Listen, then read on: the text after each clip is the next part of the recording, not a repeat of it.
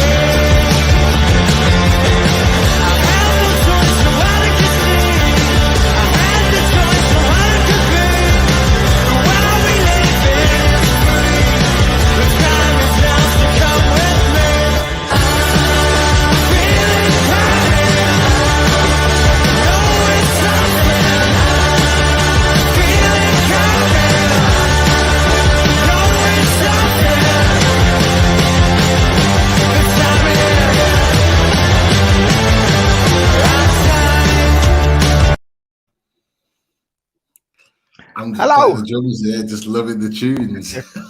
Love it. Good evening, everyone, and welcome to Sunday Night Special. We are back with a loaded Toon review. But first and foremost, Daz, how are you, my man? How's things? All good, Pete. Yeah, all good. Nice weekend. Apart from that World Cup game, and for me, even the opening ceremony was desperate. I know that BBC didn't show it. I saw what they were showing instead. Interesting, but yeah, they showed it on RTE. But yeah, geez, it was dire. And yeah, the game. Then I was fast forward through it. I was pausing it and doing multitasking and forwarding through it. But yeah, that first one is out of the way. Bring on the good stuff. Definitely. And yeah, honestly, I was out today, came back and just flicked over it. And it felt like it was BBC News. Like they were just talking through like the Qatar World Cup, but it was like from the BBC News like newsroom. I was thinking, what the hell is going on here? But yeah, it was a mad start to a World Cup. I have to be honest. But yeah, look, I'm sure we'll get into that tonight. That is for sure. No Richie or Chris tonight. Both busy for various different reasons. Chris is out playing squash right now, so hopefully he's winning, and it's all worth it. That is for sure, and I'm sure we'll find out over the next week how he got on. But look, let's get into it. We've got the boys waiting in the back. It's time to get them out and let's get to it. So let's welcome out Paul, Billy, and Alex to review Stato. Getting the boys out, eh? Good evening. Get the boy. Oh my God! Should never have said that. Really? Yeah, you know when he's on the show, Pete. Bad idea, man. Bad idea. Already the worst start possible. Cheers, That's all right, mate. How are you boys anyway? How's things? Good. Super. Apart from the boring World Cup game, but yeah, good. Look, okay, let's get into that to begin with, because look, let's face it, it was absolutely shocking. Everything about the start to the World Cup. And look, Paul, I'll start with you. You know, what are your feelings around the start to the World Cup? Because I'll say from my perspective, I've normally got like a buzz around a big competition like the World Cup. I don't particularly have that this year, although I'm looking forward to watching England. Like, what was your feelings today, waking up thinking the World Cup starts today? I mean, I wasn't 100% in the mood for it a few days ago, and then we did a sort of World Cup predictions, and it got the juices flowing a little bit to say. But I mean, you expect the World Cup to kick off with a bang, and I mean, Roy sent us a few little videos from the stadium and things like that, and before the game it sounded really good, and then I get a video off him. I'm still watching the game, and I get a video from Roy, who's literally about a mile away from the stadium. He'd come away. He went with some mates today, and they were obviously Qatar fans, and they're just dumbfounded at how poor they were. Listen, I think it'll get better. It has to. I think the BBC, the pundits tried to make more of the game than what it was, but. Not for me. It was a poor game. But, like you said, Pete, England play tomorrow. And I think that's what everybody's looking forward to. And then I think once England get going, then I think everyone will start sort of getting those World Cup feelings back. But it's because of the time of year it is. It's very, very strange to have a World Cup, just before Christmas. And, given all the political stuff as well with it, the whole thing's just a bit wrong for me. Nah, but I have to agree. And look, you used the word strange, Paul, and I agree with that. And Alex, I'll come to you because we were talking about it, me and Daz, in yourselves before we went on live. You couldn't even see the opening ceremony. I think you could on iPlayer, but like it just You didn't miss out. I've heard that we've not missed anything from it, but to not have the opening ceremony on there and to have it like it was in like a bloody newsroom, like surely that's not a good start to what's meant to be one of the biggest competitions ever on the planet. Yeah, well, they made sure that theme was consistent throughout the whole day and the match with their wannabe fake Icelandic clapping in the crowd. Absolute just void of any atmosphere, passion, quality, any sense of like they knew what they were doing at all.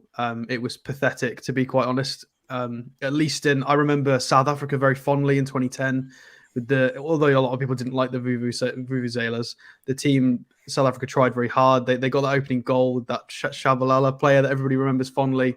And there was a bit of atmosphere. It was, there was a bit of oomph. Whereas this just feels so fake from top to bottom. It just feels engineered, and you can't. We know with the club we support, you can't fake it. It's got to be real, and it just doesn't look. You can just smell it. You can just smell that they don't care as much as it. A lot of it's put on, and it's just not really enjoyable. I'm just very proud for Ecuador. Happy they got a win and they played all right and they kept their nerve, especially with some very shocking calls early on. But yeah, opening ceremony, mid game, just atmosphere and everything just awful. No, it was. And look, Billy, Alex has said the point that it was an awful start.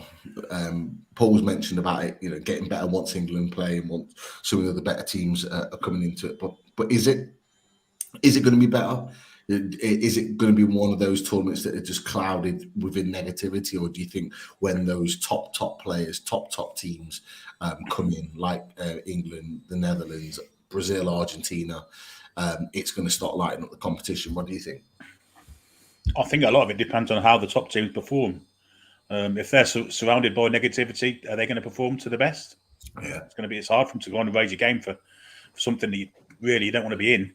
I know it's the festival of world football, but it shouldn't be being held in the middle of all the major leagues seasons for 4-1.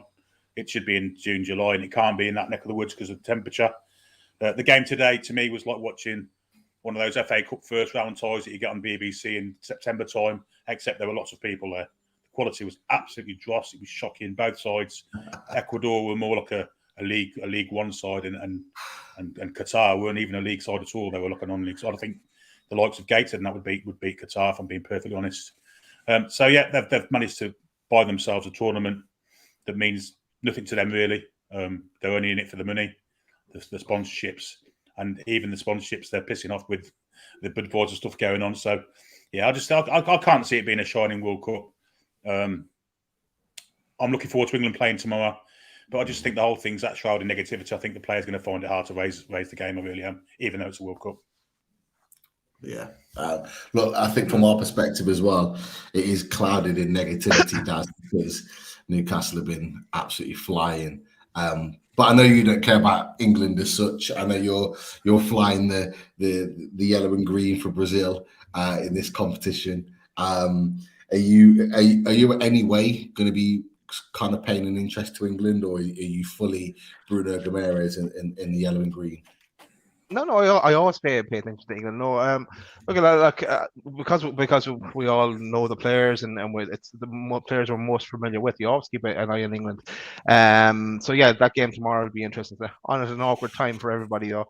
But just and apologies, my internet is already playing up, so I might be a bit delayed.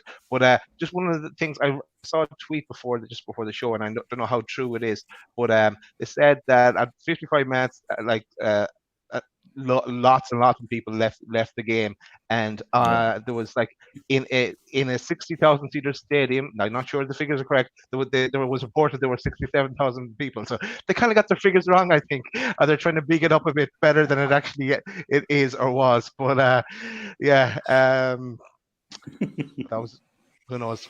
There must be the reason they put Diane Abbott on the FIFA committee. It says the attendance was 67,372. In the stadium, but that's where's the bollocks to it, man. It's the whole thing, man. It's just shocking, isn't it? It really is. How could they even get away with that? It's an absolute joke. It's like, you know who else does that? I don't know if you boys. There's a channel that does that. No, you mean a channel, a YouTube channel? No, sorry. Go on, carry on. I'm not saying the word. I tell you what, there's a club that does that, and I've been there a couple of times, and they are the worst for it because they always say they've got full capacity and they haven't, and that's the Emirates Stadium. Arsenal are the worst for it. At least Man City know that they don't have fans, so therefore their attendances are always slightly lower. But Arsenal always say that they've got a full capacity, and when you go in there, the red seats are like you can see them scattered all over the Emirates. And strategically, the TV never shows those parts of the stadium. It's interesting how that works sometimes. I mean, years ago, go on, Billy. Sorry. Years ago, the clubs used to do the opposite. They used to say there was less in than what there actually was for tax reasons. You don't know. They used to say there was 17,000 there when it was full years ago. Seen it happen loads of times. I'd be surprised if there was 25,000 in that stadium at the end, because literally second half, even at the start of the second half, there was loads of empty seats. It's like the Qataris had just celebrated the first half and then buggered off. So it was the whole thing. I was watching it on, so they were saying it, I think it might be Shearer actually that said it, that what had happened is that at half time, loads of them left to go to the hospitality, so the food and drink and all the rest at half time, and then just never came back. So they must have just thought, you know what, I've been and done what I've needed to do and turn up and support the country. I'm out.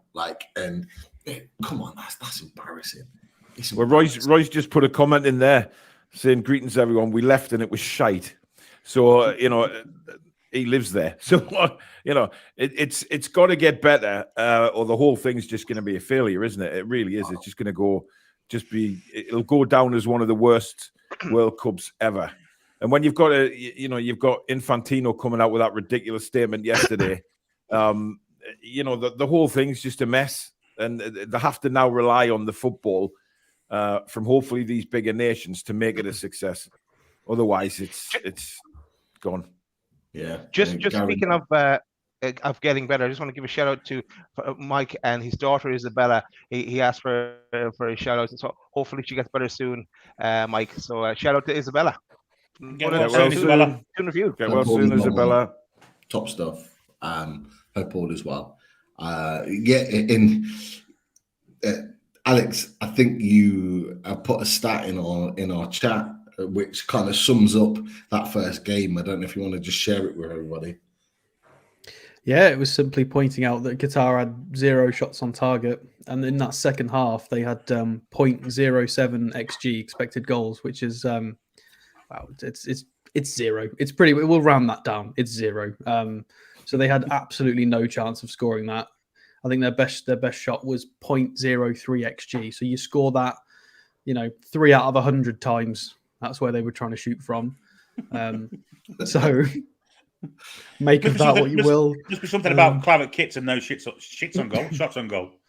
And that stadium as well. I've just had a look, and it is 60,000 capacity. So somehow they've squeezed an extra 7K in, and it's going to be repurposed post World Cup into a 32-seater stadium for presumably a club side. 32 or 32,000.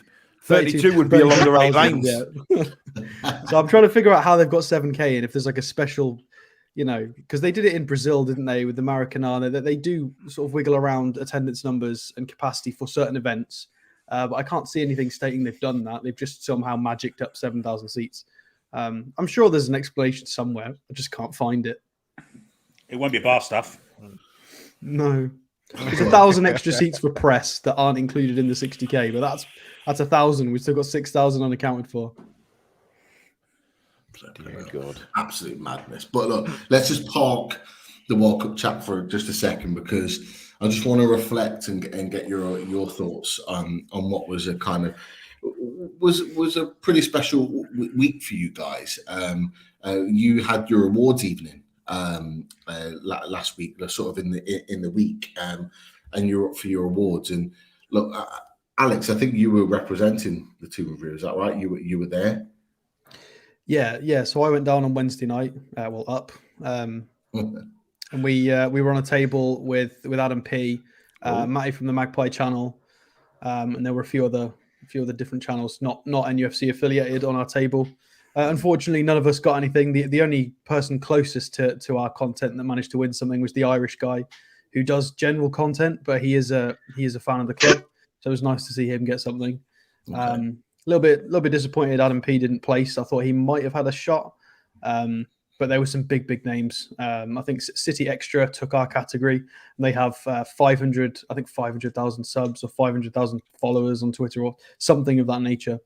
And then when they went up to take the award, it was about 15 of them wandered on stage. They've got a full crew and everything. So, you know, at the top end of what we do, a lot of these guys have got full scale operations. So it's no wonder. But it was a great event. It was very fun. It was fun to meet some people. Don Robbie was there from the Arsenal channel. You got Laura Woods there from TalkSport. And it was just nice. It was nice that us and some fellow NUFC YouTubers kind of getting a little bit of recognition, and hopefully we can get some more of you, hopefully you guys next year, and some more channels, and we can start taking some scalps and getting some places. As the club grows, we grow too. Yeah, exactly. Yeah, it'd be great to see a Newcastle channel get placed somewhere. So that has to be the target next season. A Newcastle channel gets there. It will. You got to remember, like, even, you know, you said it was City Extra won your category, but yeah, you know, the top 6 teams, that they have the pulling power, and they've had the pulling power for so many years now with regards to anyone wanting to watch their content and kind of listening in. They've been able to expand. What you'll find now is Newcastle, you know, if we or when we continue to be class, more people are already tuning into Newcastle. They already want to know more, and it will continue to grow. But look, I wanted to mention it from your perspective, really, just because I think, you know, it's a massive achievement for you guys to be in there. You know, I think it's props to you for the work you've been doing with your channel. So I just thought from our perspective, it was good to sort of recognise the work that you've done. So, you know, from obviously Paul, Alex, Billy, and Danielle, you know, great work over the last year, and well deserved to be up there in that order. Thank you very much. Cheers. No problem at all. No problem at all. Right. Lots to get through. Daz, is there any particular place you want to go next with regards to tonight's show? There's a few places. Do you want to get the interesting bit out of the way? We could go there. Let's do that. Right. Sorry, I'm going to pause the comments though for a while. But let's just do this.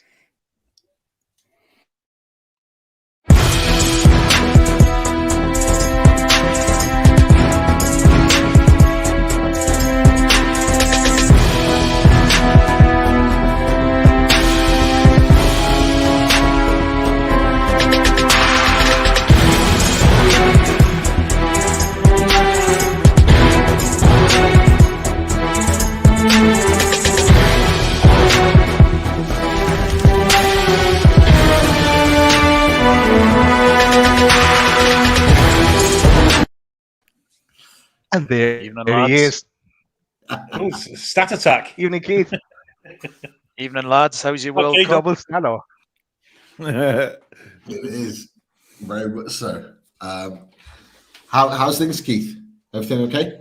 Yeah, not so bad. Was out for most of the day and then came back and watched, as I say, watched the first half of that game. I think that's all I could manage. I think 40 minutes of that World Cup game.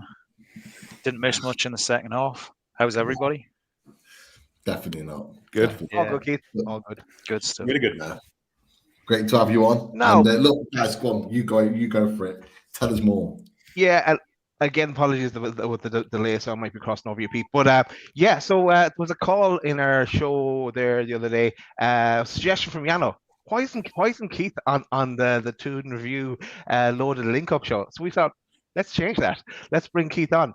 But we said we would do something a bit different with having Keith on and Alex. So we'd take advantage of having two statos on the show. So what we did is come up with this.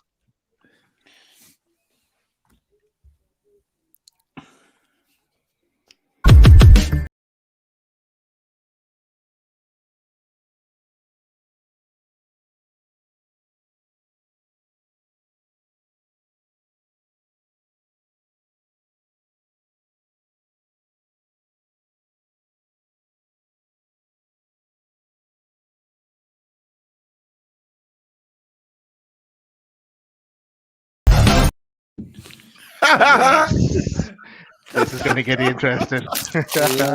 No pressure, lads. No pressure. Right. So the idea here is that we set the both Keith and Alex a challenge to come with stats. Well, with three different rounds. A stat on what are you eating, Billy? I know he did. He does this on my show and all. He keeps on rattling the bloody paper like some little twat at the cinema. You know, he's like sitting in front of you. Oh, I'll be popcorn out, aren't I? Chippers is on his way to get his. Chippers is getting some as well.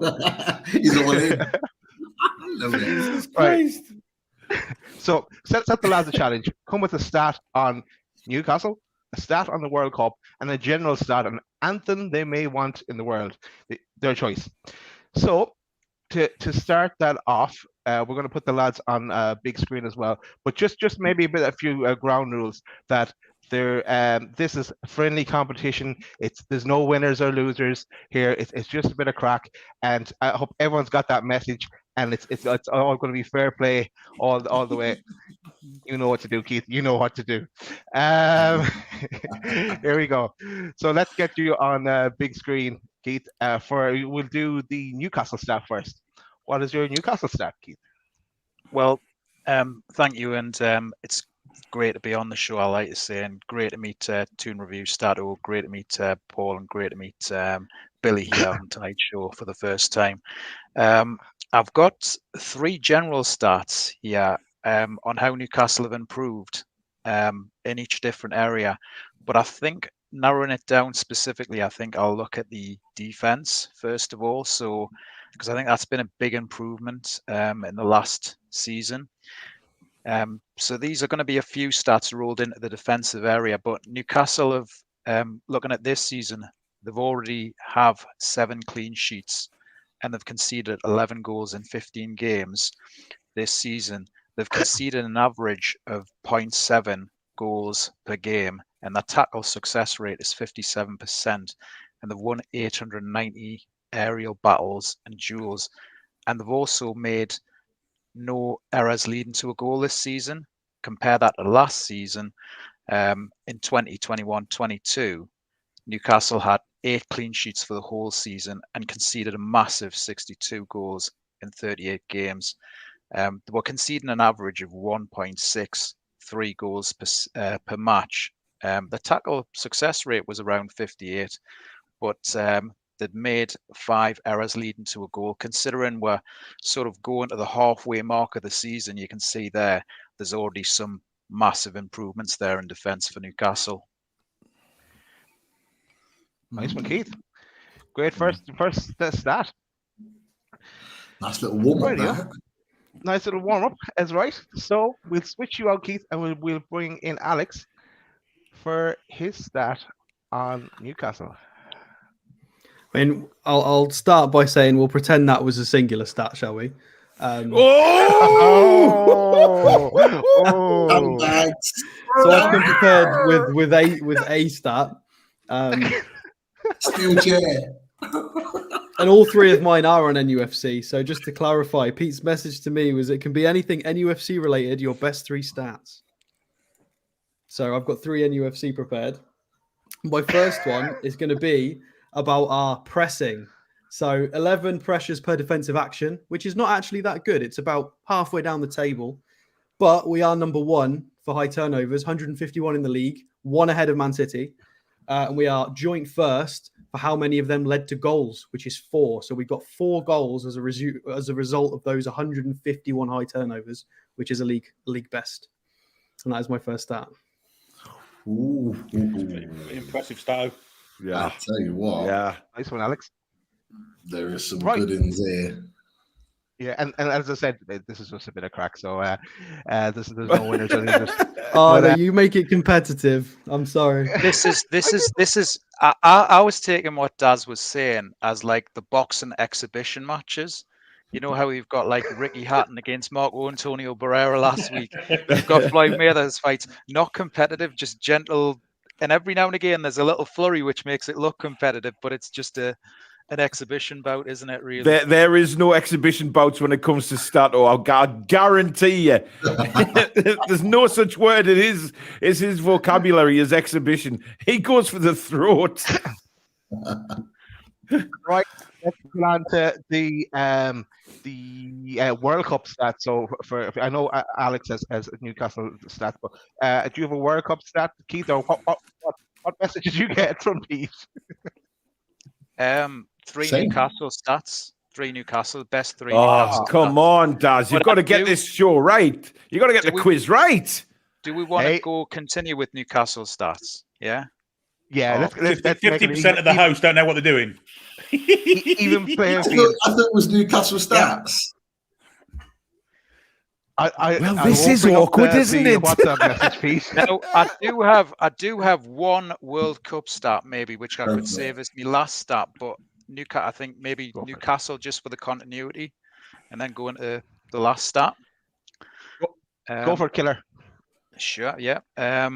So there was a question raised on Monday night's Loaded Show about midfielders getting to double figures and 15 goals. So I did a little bit of work on that because Miggy Almiron is 2 goals away from reaching 10 Premier League goals this season.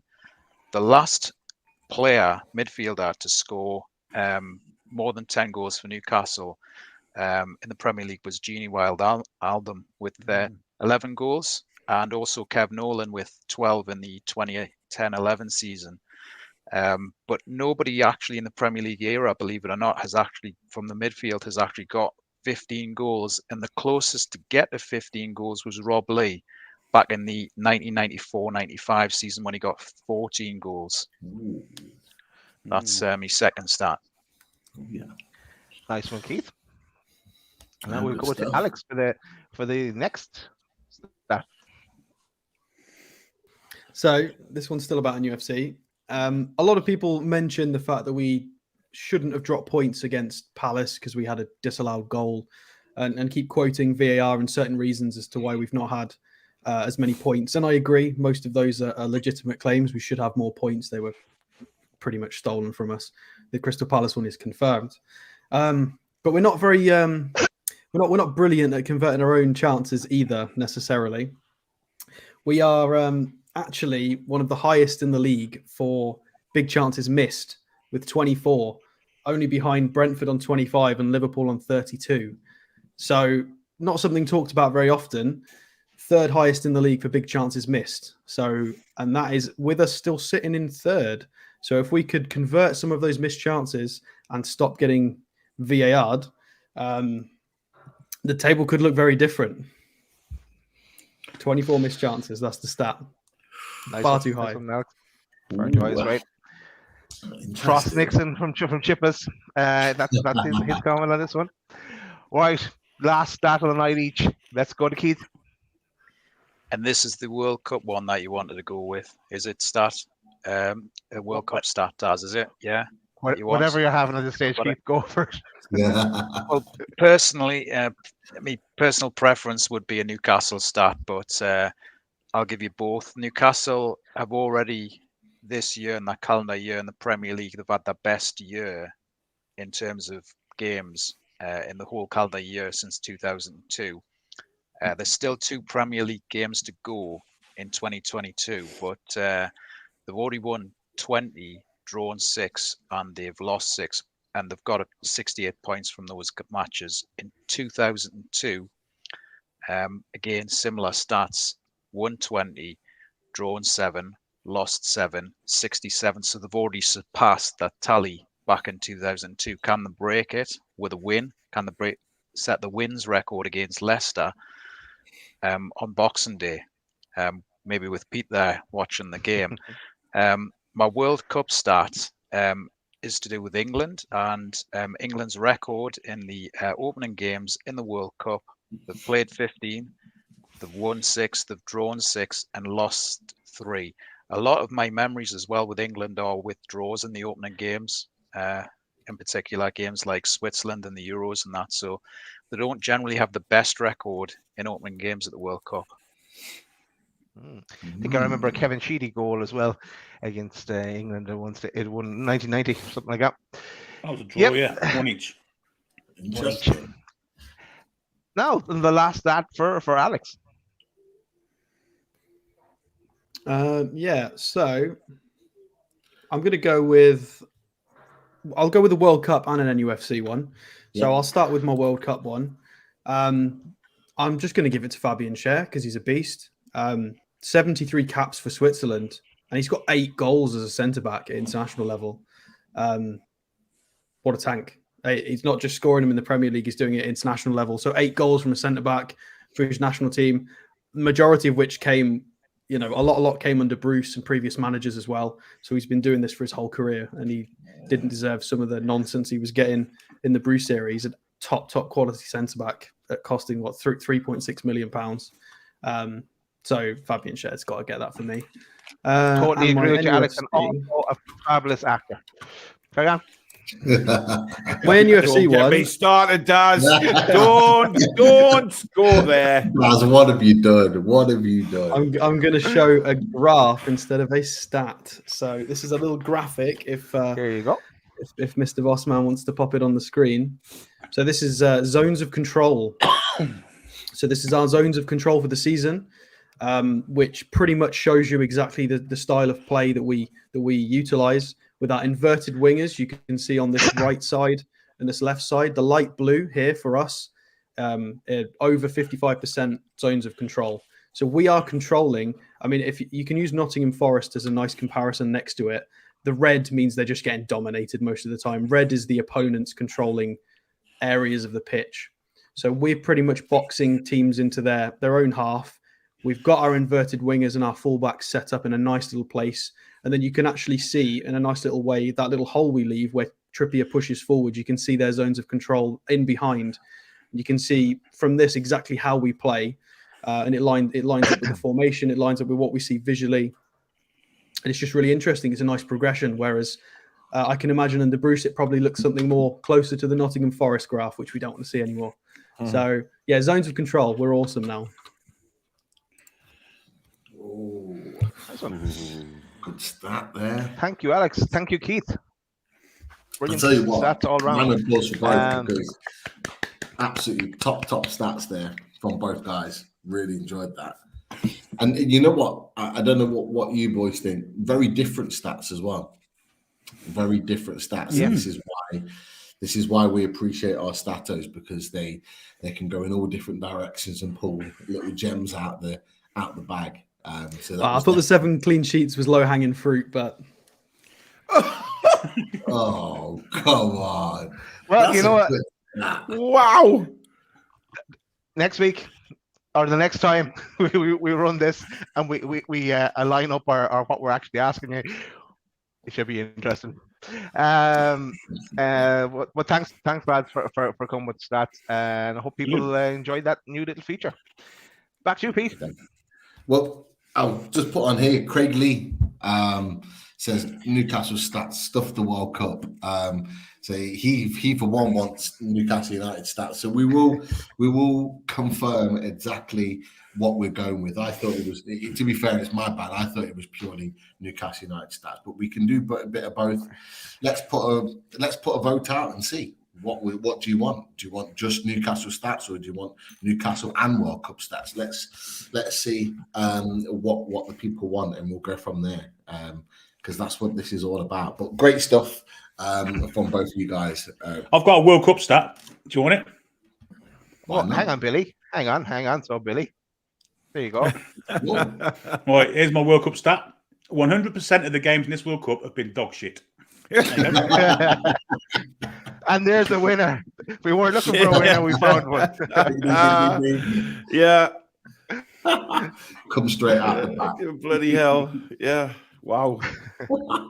Love it. Right. Okay. Let's stick with the World Cup for a second. Let's have a look at England's game against Iran.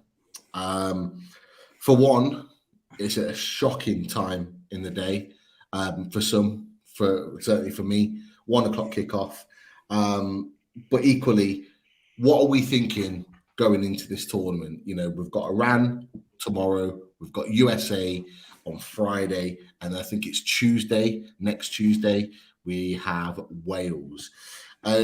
With the build-up to the World Cup, guys, are we confident that we're going to get through, or is there a genuine worry that it could be another slip-up? Paul, what are your thoughts for you personally going into this World Cup tomorrow? I'm not brilliantly confident of England, but that's not necessarily the players. And me and Alice talked about this yesterday. It's more to do with the manager. I think if England fail at this World Cup, it's down to the manager for me, because he's too negative. He's very, very negative, and you know what? It just proves when he comes up against good teams who will attack us, we're lost. And we shouldn't be with the caliber of player we have available. But it's also the caliber of player that he hasn't taken. I mean, you know, he's taken Calvin Phillips, who is a decent midfielder, but he's never kicked the ball this season. I mean, how on earth does that get you in the England squad? It's wrong. And a lot of the American fans were saying about the USA as well. Their manager lets them down because they've got some good players available. And it's very, very similar to us, and where we will struggle because of the manager's negativity. And that's why I can't see us going anywhere in the World Cup. We might get out the group. My God, we should, given the teams that are there. No disrespect to them. But, you know, this is England. You know, we have to get out the group. But I just cannot see it. After that, it's a toss of the coin, to be honest, because I just don't think Southgate's got the tactical nous to get us any further with that. The caliber of opponent that is in this World Cup this time around. I think we'll struggle. I hope we don't, but I can't see any way forward. Yeah, there's a lot of people that are a little bit concerned about this particular World Cup because of the way in which we've gone into it. It's not been a positive start. You know, Alex, what is your feelings about Gareth Southgate going into this tournament? A lot of people are saying it's going to be his last tournament. Like Paul's just said, he's got massive concerns about him as a manager in navigating this group of players for a World Cup. Are you with the same mindset? Are you worried about Gareth Southgate being the reason why we don't do as well as we should? Yeah, I don't like his mindset. I don't like his attitude. His interview, he came out, he was asked about the recent abysmal form, and he went, well, it wasn't recently, it was months ago. We're fine. The lads are feeding off energy from previous tournaments. Oh, give over. What a load of nonsense. What a load of absolute tripe. He's taken a squad so he can play a back five when he's scared. It's fine to have versatility and to be able to swap formations when you need to, but it's very clear what his plan is. And if I see a back five in this group stage, I'm not going to be very happy, because if we're trying to be very rigid against teams like the USA, that's really disappointing. The attacking talent we've got, I'd like to see us utilize the squad better. And Iran are no joke. We've got to make sure our defensive line don't make mistakes. You know, I mean, Taremi plays for Porto, and the Usman guy for Leverkusen, and the Ammonia guy as well scored against Man U a few weeks ago. It is one of those funny nations where the further back you go on the pitch, like the defense and the goalkeeper, all of them pretty much play in Iran. But the further forward you get, they actually play in some tidy leagues, and they're not bad. So they do have to be treated with a bit of respect. But that being said, you know, I don't want to see a 5-2-3. I don't want to see safe. I'd rather see us try and play like some of the top teams in the tournament, because this is the first time we've had the talent in quite a long time. So I guess it just depends. Maybe Southgate will surprise me. He went more aggressive against Germany and we bagged 2 goals and we got a draw. So, and that wasn't too far. It wasn't months ago, as he says. It was quite recently. So if he decides to play a little bit more pressy, a little bit more expansive, you know, we might see some good football and we might get some more results. I don't mind going to a back 5. You know, if we're 1-0 up against Brazil, or we're getting absolutely pounded by a team that are really good, fine, change the shape when you need to. But I don't want to be going into games with 5 at the back against teams arguably we're better than. And that's my take on it. I'm not sure how we're going to do. I think it completely depends on the first couple of games and how the lads are feeling, the style. I'm not sure. Maybe the heat could be a factor. I don't know. I don't think they're going to be able to be as aggressive. Maybe the other teams won't be able to be as aggressive because of the heat as well. It might not be as much pressing as we're used to seeing with our club form. But we'll wait and see. You've got to be careful as well, because that Ammonia guy, he'll burn you, you know. Yeah. Here he is. You had that waited, didn't you? As soon as you said it. I love it. Look, Billy, Alex had made a really good point. Alex doesn't want to see 5 at the back. Chippers in the chat just said, if we play 5 at the back, that would be embarrassing. What formation would you play? Not necessarily the individual players, but what formation do you think would get the absolute best out of this England team? I think something like a 4-1-3-1 might work. 4-1-3-1, does that work? 4-1-3, that works, doesn't it? 4-1-3-2, maybe. I'm trying to work out how many plays well. No, it's not, is it? I don't want to see 2 defensive midfielders, and I want to see a back 4. So I want to see Roy sitting in the back 4. 4-1-3-1, Billy. There's enough players on the pitch. No, so it'd be a 4-2-3-1. Yeah, but I don't want to. Yeah, like you say that. I don't want to see a double pivot. I don't want a double pivot because, for one, Phillips is fucking injured anyway and half fit. I want to see Bellingham further up the pitch. If I'm perfectly honest, I think he's our best midfield player. I don't want to see Kane isolated, and I don't want to see him dropping deep either. So I think we need to have more midfield players in there. Watch him start Henderson. Possibly. Watch him do it. He'll do it. You can't put anything past him, can you? You can't put anything past him. I think to start with, the squad is so imbalanced. It's unbelievable. To take one left back is absolutely pathetic. And then to have your second choice left back, our first choice right back, is even more pathetic. With the golden generation that we've got, with a half-decent manager, I think England could go really deep in this tournament with Gareth Southgate, unless he gets his usual look of the draw with his draws, because that's basically how we've got to 2 parts of the last 2 tournaments, is through easy draws. I just don't see us progressing as far as what we should. It's a shame, really, that someone like Kevin Keegan, who wasn't good enough for international football in his eyes, hasn't got this group of players that we've got now, because he'd have us attacking and he'd have us doing a lot better than what we will be doing under Southgate, for sure. Definitely. And there's another manager, I think, that could get the attacking emphasis out of this group. Don't say Eddie Howe. It's our current Newcastle manager. No, let's just keep his name out of it, Pete. Look, the reason why I'm saying his name, Paul, is because I don't believe he's going to leave Newcastle United. So I'm quite comfortable saying his name, because I don't think he's taking the England job. I don't think he even wants it. And to be fair, he's already said it in a nice, polite way when he was asked a number of weeks ago in his interview, in his pre-match press conference, that, you know, it's not something that he's looking at. I don't think it is. The guy's, 43, 44 years old. He's still a really young manager. He is not at that stage where he's looking at international football.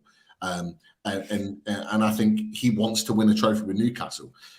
I've said it before and I'll say it again. Newcastle United, for me, is bigger than the England job. Why? Because you've got the opportunity to become an absolute legend and one of the biggest legends in England, to do something that some of the top managers that have come out of England that have not been able to do, and that's when Newcastle United the trophy. I think that's his drive right now, not England. So I'm quite comfortable in saying it because I don't think he's even entertaining the England job at all. But I do believe that with that group of players, he could put a team together that could win.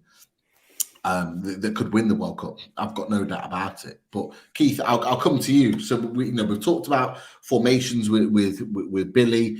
We've talked about certain players and what we would like, what we wouldn't like. Is there one particular player? And I put Harry Kane aside here because he's the captain and he's sort of a shoo-in. Is there one player that you're really looking at for England to really sort of turn it on and have a good tournament? Is there someone in mind that you're thinking, you know what, I think he's going to surprise a few people this tournament? I've got two answers to that, really, like going on past form and going on the form in the Premier League at the moment. Okay. I don't think Sterling's really sort of let anybody down, certainly like at the last Euros or anything. I thought he had a strong Euros. I'd like to see Sterling. I thought he had a fair start for Chelsea at the start of this season, getting a few goals. And I'd like to see Maddison, because I just think he's been in great form, basically, banging the goals in from midfield. I've never really seen him in England. He's not fit for the first game. Fit. That's been confirmed. He's not fit tomorrow, yeah. Yeah. Whenever he's fit, whenever he can come in, I'd like to see Maddison, really. Yeah. I think he could make a difference. Yeah, definitely Maddison. Look, Daz, I'll come to you. Sorry, if you hear some barking, it's my dog. I don't know why, but yeah, it seems to be going mad at the moment. Are you have a dog? I didn't realize you had a dog, Pete. Yeah. Normally she's well trained, but yeah, something must be bugging her because she's in the other room just barking away. But coming back to England, from your perspective, is there a thought? And I'm going to be really specific here. Do you think Callum Wilson's going to play many minutes during this World Cup? And if so, where will he get his minutes? No. I think he like England tomorrow. I was actually going to say this game tomorrow will be all about who finishes in second place, just to Risey. But no. Look, England should comfortably win this match tomorrow. I see Foxy is put in there as well. Asmund, who I tipped for us before back at the early days of the takeover. It looks like he's not won't be playing from Foxy. But yeah, no, Kane is going to start, and he'll only if you go a couple of goals up, then take off Kane, protect him, give Wilson a run out. Or if it's done and dusted in that third game, and you're secured and first place is secured, give Wilson that game. So it's going to be kind of second fiddle to Kane, unless you go goal down and he Southgate wants to mix it up a bit in some shape. But no, he won't get many games unless Kane gets an injury. Then that's when he'll see a lot of time. Yeah, I've got a feeling. I just keep this in my mind. Iran tomorrow. I've just got a feeling Wilson's going to come on, and there's a potential for him to score. I don't know why. I've just got this feeling. It's a game that he's likely to play in. For example, if we're 2 or 3-0 up, they'll want to rest Harry Kane and give Wilson some minutes, and there's a chance for him to score. But if we're not winning comfortably and we're getting later and later on into the game, there's a likelihood that we throw on another striker, and Callum Wilson's that guy. So I've just got these visions of him nicking a goal tomorrow and being the England saviours early on in the competition.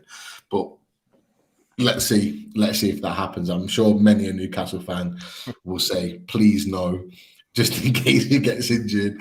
But I would love him to, because you know what, like he has banged on about England for so long now.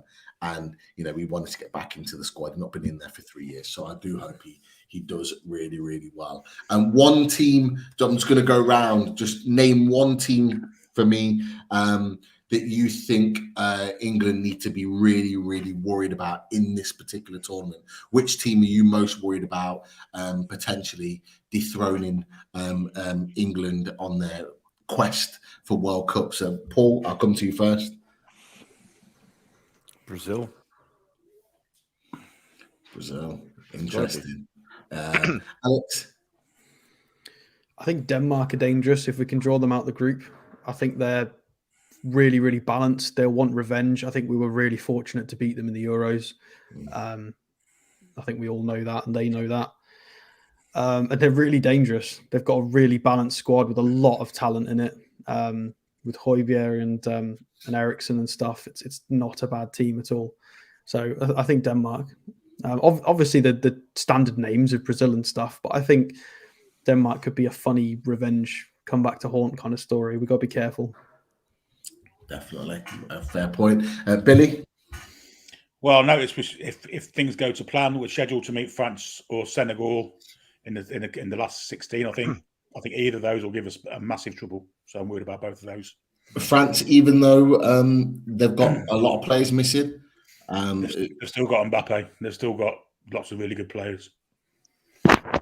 Fair enough. Yeah, to be fair, Chris put on our chat, and I'll just read them out. The players that France are missing for the tournament: Nkunku, Pogba, Maignan, Digny, Wesley Fofana, Kamara, Kimpembe, Mendy, Kante, Benzema.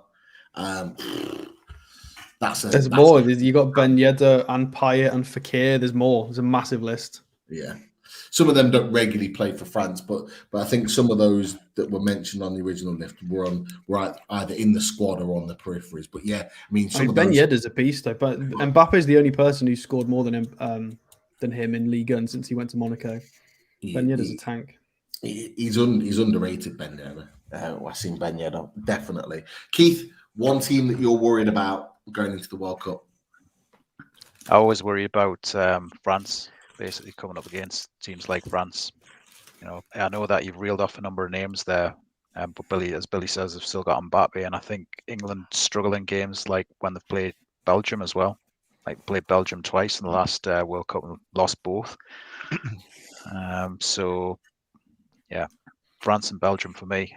Before even you get to the big hitters of Brazil and Argentina. Definitely. And someone in the chat just put, what about Moussa Diaby? Not mentioned either on the list of potential signings for Newcastle. I don't want his name to be mentioned because if we are going to go for him not being in the French squad actually could potentially bring the price down. So good news for us is what I say. But Daz, what are the team that you hope dethrones England on the way to the World Cup? Oh, I'll take my pick there. No, I think I don't think England are going to have a great World Cup, to tell you the truth. I think they'll get out of the group, but after that, it's going to be tough for them.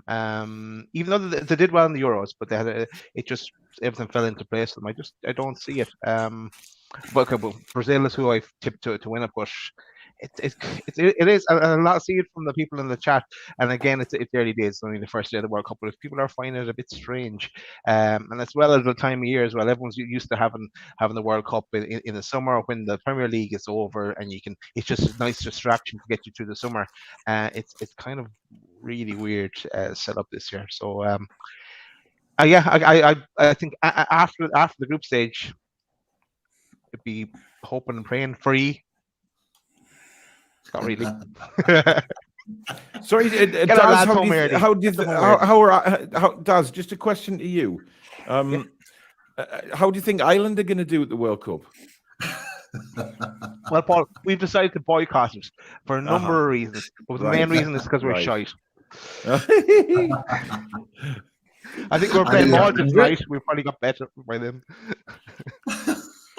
You beat Malta 1-0, Daz. Did we? 1-0. That's the result. We're on the up. That's 8 wins now for that manager out of 30. He's got the same record as Steve Bruce. Wow. That says it all. Wow. Love it. I love it, Daz. You know what we need in the England team? We need more shithousery. We need more Fabian shares in this England team. Who would you say are the potentials to be the biggest shithouseries in the team to potentially get us those victories? I'm thinking Jack Grealish. I'm thinking Jack Grealish personally. Yeah, Grealish is the only one, really, isn't it? Grealish You know, Harry Kane can be a bit of a shithouse at times, but for all the wrong reasons. It's got to be Grealish, really, isn't it? He's the only one that comes to mind. That's Maddison Who? comes on. Aye, yeah. We've been on the receiving end of Maddison a few times. King Power last year. That's what we need. We need some. I don't really want us to win that way. I'd rather we just played good football. Yeah, but would you, Alexa? Would you really be that bothered if England were lifting the World Cup, having shithouse their way? Oh yeah, I'd celebrate equally, but at the same time, I would still think about it.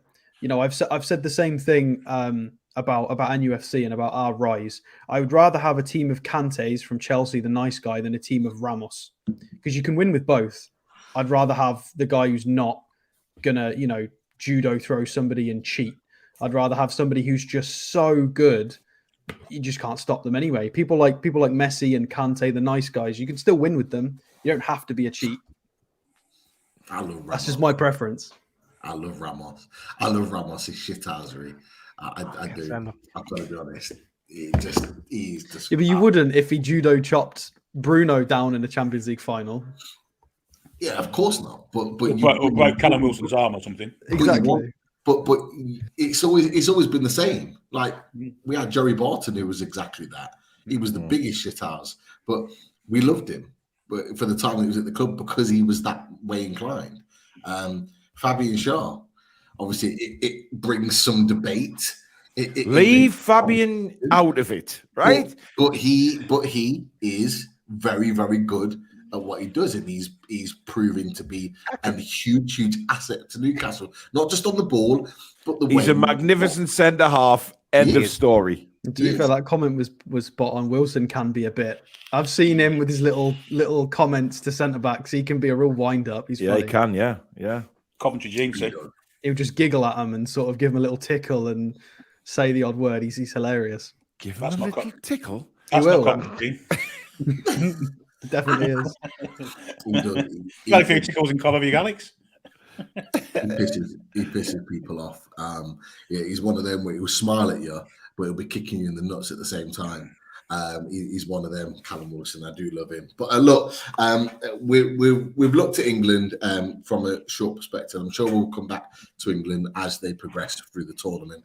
And those in the chat that have quite rightly said, forget England for now. Let's continue with Newcastle. We love Newcastle. This is why we're here. And you're absolutely right. We talked about this with Jordan Cronin the other day on Talk of the Toon. And I want to get your opinions of the latest in the Newcastle United sponsors. So we have two new sponsors. We have our sponsor with Monster, the drinks provider now for Newcastle. And we have Saudia as well. So they Fly Saudia have come in and they are going to be our airline sponsor for our trip to Saudi Arabia in the December months. I just want to get your opinions on it. Is it a good deal? Are you happy with the sponsorships? Were you expecting more? What are your initial thoughts having those two deals quite quickly in short succession come about? Paul? I think it just goes on about it. Just goes to prove the work that's going on behind the scenes. Why certain people were brought into the club in recent months to really focus on that. And listen, we always knew there was going to be a big Saudi sponsorship somewhere along the line.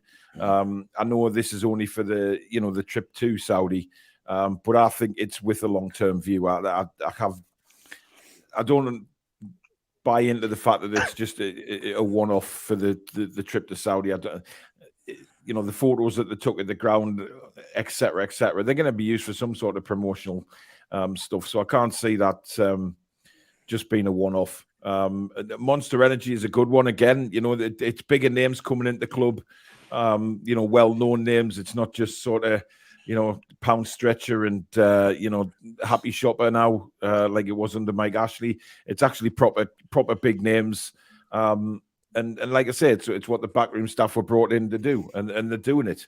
The Ashworth, etc., for the youth players and things like that. And then we've got other guys coming in to deal with the sponsors, and I think it's fantastic. And for me, it can only grow. And I mean, to the point where we're going to have another top shirt sponsor or shirt provider, because let's face it, Castoria haven't filled themselves with glory. So I think that'll change. And the actual name on the shirt, will it be Saudia? I would think so. But it's all good for me. It's just bringing these big names into and it's getting our football club out there as a global brand, isn't it? So that can only be a good thing as well. Definitely. Monster, I would say, is the biggest energy drink probably in the world. I don't know. Someone might correct me, but Monster, I think, is as a label one of the biggest energy drinks, if not the biggest in the world. So to have them as a partnership, I think is massive. They have a huge Monster have a huge influence in America. It initially started in America and then was brought over to England. So it's got a massive growth already as a drinks provider. Daz, were you going to add something to that? No, I was just would you class Red Bull in that as well? I would have thought Red Bull would be bigger. I would have said Red Bull here in England. Oh. But I think Monster was, and I think still is, massive in America. So whether it's got a bigger pull, I'm not too sure. Tony Hunters has put Red Bull probably the biggest. Monster has 35% of the market, making them second. Okay, so even so, that's still huge. I'm pretty sure that's not in the States, though. I'm with you, Peter. I think the Monster in the States is literally a monster. It is huge. But worldwide, then fair enough. But Monster in America are everywhere you go. Red Bull also tastes like piss, and Monster has got lots of different flavors and is tasty. So I prefer the Monster any day. Add vodka. Changes the lot. But well, no. I'm not so sure about Red Bull vodka for a pre-workout before the gym, but I think we just keep it as the Monster. Maybe a celebration at Wembley when we've lifted the trophy, potentially. But look, Alex, I'll come to you with Saudia, because a lot of people thought that Saudi were going to be our shirt sponsor, as Paul's just mentioned, but they're not. Are you worried about that, or do you think that just means that something potentially bigger and better is in the pipeline? I think it's done. I'm not bothered at all. The colours match our away strip. It's done. I'm not worried. The fact that they've already got clearance for it for them to sponsor this warm weather training camp, I think it's all. But I think they're just testing the waters a little bit. They're just sort of throwing it out there and having a little look. I think it's absolutely fine. And you've got a lot of this. They can't hide nowadays. You can't hide these things. And the fact that Adidas are also sponsoring the Saudi Arabia kit as well, or producing it. Sorry. Is it anything to do with us? Maybe not, but it's interesting. It's very possible. I wouldn't count anything out. I think they're going to do what they want within reason, as long as they can adhere to the rules that the Premier League have set them. With the amount of wealth and power they've got, they're not going to cock it up on a little shirt sponsorship. They will have just dozens and dozens and dozens in a legal team that will make sure every I is dotted, every T is crossed. They will make sure that this is perfect, and I wouldn't worry. I think it'll be fine. But I do think Saudi will be our shirt sponsor for sure. Just want to interject. There's an important question here that's gone in. I'll go to Billy for this one. What do you think of this question, Billy? The question is there bull sperm in Red Bull? Gary? Well, you just never know, do you? I mean, Jim Bowen used to have it on Bullseye, didn't he? No, he didn't. That was a totally different thing. Wow. I'm going to say not. I'm going to say not. The misconception with that is because it has taurine in it, which is an amino acid, and because it's taurine, taurus, everybody's like, "Oh, it's from protein. It's fine." Oh, I don't know protein in that, though, by all accounts. So I've been told. Oh my god! Billy, are you with the same mindset of Alex that this deal was done? Saudi are going to be our shirt sponsor, it's a done deal, or do you think there's something bigger in the pipelines? And are you happy with the 2 deals? Because there were 1 or 2 that are not. Yeah, I'm very happy with the 2 deals. I think the most important thing is, I think because of the footballers advanced quicker than what I think they expected, I think they're going to have to raise the FFP profile so we can spend and kind of spend on the team and get ourselves in that position where we are challenging for not just domestic honours but European honours also. So I think Saudi Airlines is a massive company. That sort of sponsorship we get from them will obviously increase the FFP. Monster the same. I think what's happening now is what the 2 guys have said already is like a pilot episode, a preset for what's going to happen in the summer. I'm really happy, and as long as we can spend what they want to spend and make us more competitive, not just domestically but on the European level also, what's not to like about that? It's got to be good, hasn't it? Definitely. And you've raised a really good point that I was actually going to come to Keith with, in that, you've talked about these sponsors raise the capacity of what we can do with FFP. Do you think, I'm going to put this question to you, Keith, do you think Newcastle have rubber stamped these sponsors for what they are? One being the official drinks partnership, and being Saudi, the official airline for Newcastle, purely for this trip to Saudi Arabia. Do you think these deals have been signed to give us the flexibility to go out there and make 1 or 2 big signings in January? Well, I think there's definitely thinking in mind, definitely, that the way that this club operate now, this ownership, they seem to get things in early, which is what impresses me. And right across from the signings, Kieran Trippier when he first came through, some of the signings in the summer seem to be thought and planned well in advance, and that's the line of thinking seems the recruitment at the top level as well. Darren Neal's coming in, these sponsors coming in. There seems to be quite a logical flow to things, which I've not known before at the club before. The trips to the Middle East as well. Seems to be a logic for the mid-season break. So definitely, I think that could tie into the thinking as well.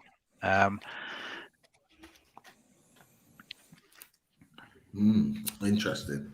Also, as well, Pete, I was just thinking there as well, just when you were talking about the sponsors before, that they're exploiting more opportunities that they've never really exploited before, in terms of, because they have to now with getting the income in. Yeah. Because at some point, that the financial fair play will crunch. Where they need to get the income in to match the levels, really. Yeah, I agree. I think there'll be all sorts of sponsorships for every little thing coming in soon for Newcastle, and there'll be big sponsorships. This is, for me, is the way forward. And it's an interesting one, because I think that it could well be that we've got these sponsorships in order to rubber stamp the January transfer window. We could argue all day whether we're going to sign and who we're going to sign. I think it will be based on who we get to in January and how we get there in January. But I just think that it's come too quickly, and it's all too nice and prim and proper in the way in which we've done it. And I just think that we're playing so smart at the moment that we have to play smart with regards to a lot of people in the media keep talking about Newcastle and being a Man City and a Chelsea. We can't do that. We can't go out and spend that sort of money that they did, because we have the restrictions that they didn't. So we've got to play smart. So it sounds really stupid, but expect a sock sponsor, expect a short sponsor, expect a, like in France, they have like the bottom of the back of their shirts. They have a different sponsor for cups. And a different sponsor for the leagues. This is what Manchester United have got. They've got towel sponsors, watches, cigars. They've got everything. You name it, they've got a sponsor for it. Yeah, we talked about it on Talk of the Toon. I think it might have been Jordan Cronin that said it, is that Man United have a different sponsor for their training top than they do for their actual shirt for the match day. and you're basically doubling your amount of sponsorships in the money that you can raise. And that is the way forward, and that's the smart way that we're going to have to play this moving forward.